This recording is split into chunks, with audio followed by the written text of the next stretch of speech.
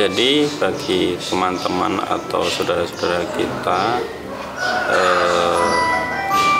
kita untuk memulai berusaha itu, terutama kita sebagai pemuda itu biasanya yang kita lawan itu rasa malu. Kita kalau ingin berusaha dan sukses berhasil, rasa malu harus kita pupus. Jadi kita harus bersemangat dan kalaupun ada tetangga atau yang kita kenal, bagaimana untuk menjadi pelanggan kita atau customer kita. Dan tentunya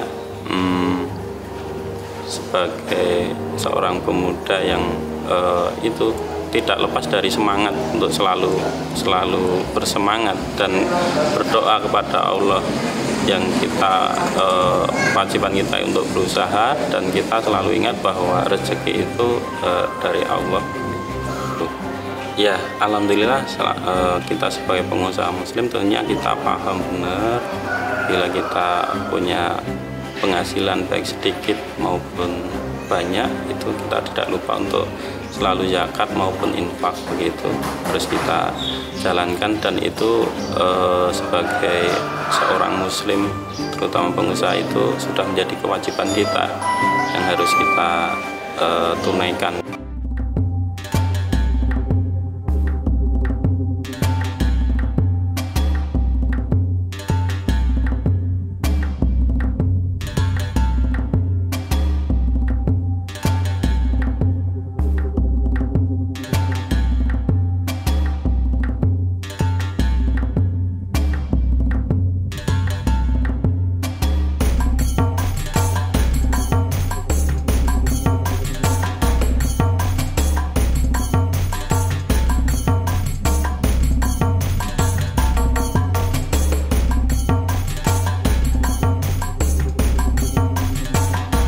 Tapi dia dibuang tidak dengan hati yang masyghul, tidak dengan hati yang sedih, tidak. Karena sarana dan prasarana untuk hidup layak, untuk hidup enak di tempat pembuangannya tadi sudah dipersiapkan selama 5 tahun. Menyiapkan apa-apa sarana prasarana untuk hidup baik sudah dikerjakan di dalam. Orang tinggal senang-senang, tapi untuk kebaikan atau kesenangannya besok di masa pembuangan. Pulau Samin wonten negeri terpencil itu kita sudah siapkan bekal-bekal ketika kita isih jadi presiden, isih jadi raja, isih bisa berbuat apa saja untuk besoknya itu.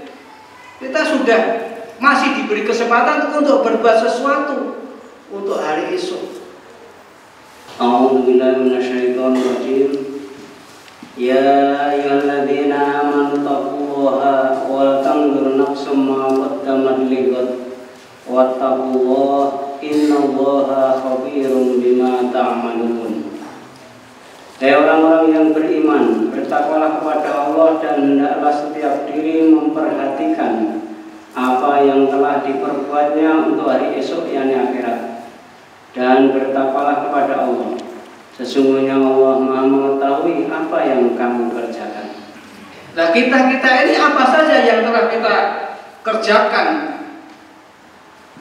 untuk hari esok ini, untuk hari di mana nanti kita sendirian dibuang di tempat yang terpencil tadi. Kalau kita tidak beramal, tidak mempunyai amal atau sedikit amal, ya akan sebagaimana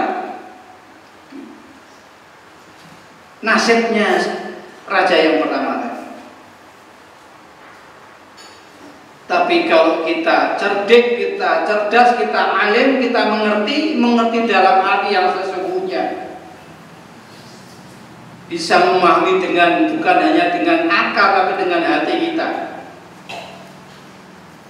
maka tentu dengan pertolongan Allah, Allah pun akan memudahkan, meringankan bagi kita untuk berbuat sesuatu yang tidak dinikmati sekarang, tapi untuk dinikmati pada hari esok. Untuk hari esok, mempersiapkan hari esok yang lebih baik dari hari ini.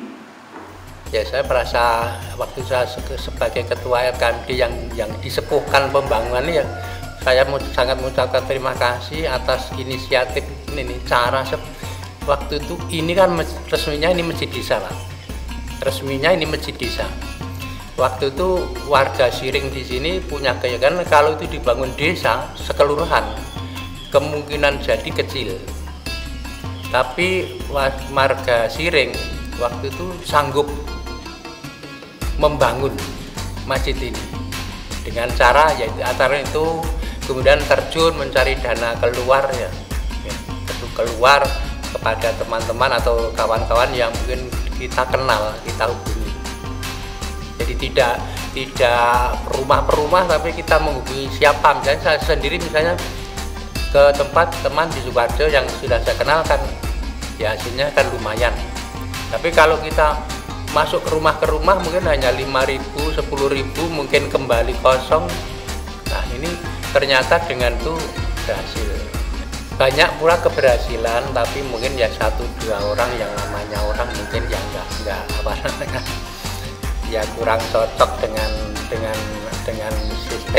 sistem atau dari MTA, mungkin ya ada saja namanya manusia. Tapi kan mayoritasnya kan mendukung, ternyata keberadaan MTA itu kan juga bisa berkembang.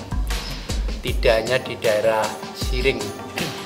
Satu contoh yang saya tahu, jadi secara nggak langsung sekarang itu banyak, terutama di dunia pendidikan. Seperti misalnya di tempat saya dulu mengajar di SMA 1 Sukoharjo, termasuk di ini adik saya itu di SMA 3. Itu mereka banyak yang secara nggak langsung ikut MTA tapi membawa radio pengajian MTA. Mungkin saja ada sebagian yang belum tertarik. Yang saya ketahui yang cepat gampang tertarik itu yang sudah punya pengetahuan agak lumayan. Jadi yang memang belum ada pengetahuan, apalagi yang kehidupannya mungkin agamanya agama tradisional turun temurun itu memang nggak mudah Pak.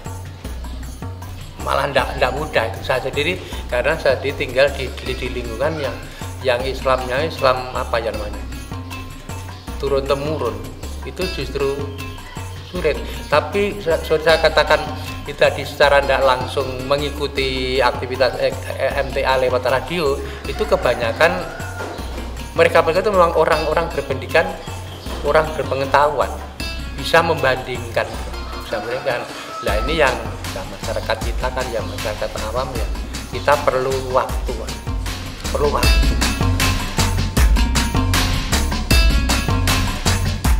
Harapan kami dengan adanya pengajian MTA cabang Bendosari ini, masyarakat makin memahami Quran dan Sunnah.